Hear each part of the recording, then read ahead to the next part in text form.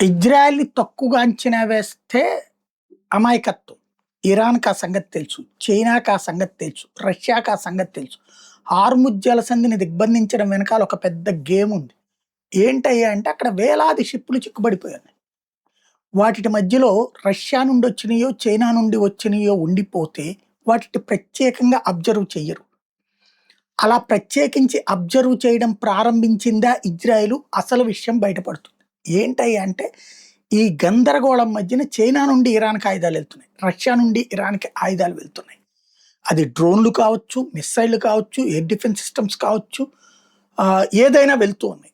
అలా వెళ్ళే వాటిని గుర్తించి అటాక్ చేస్తుంది ఇజ్రాయెల్. రష్యా నుండి ఇరాన్ వెళ్ళే వాటిటి మీదన దాడులు చేస్తోంది. ఇది వాల్ స్ట్రీట్ జర్నల్ చెప్తున్నటువంటి లెక్క. కాబట్టి ఈ గందరగోళాన్ని సృష్టిస్తే, హార్ముజ్ జలసంధి గందరగోళం సృష్టిస్తే, ఆ షిప్పుల్లో ఈ షిప్పుగా ఉండిపోతుంది. ఇరాన్ అనే ముద్ర ఉండదు దాని మీద.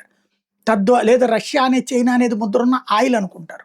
అలాంటి జిమ్మిక్ చేస్తుంది. బట్ ఇజ్రాయెల్ కనిపెట్టింది, పసిగట్టింది. నెక్స్ట్ స్టెప్ ఎట్టుంటదో చూడాలి.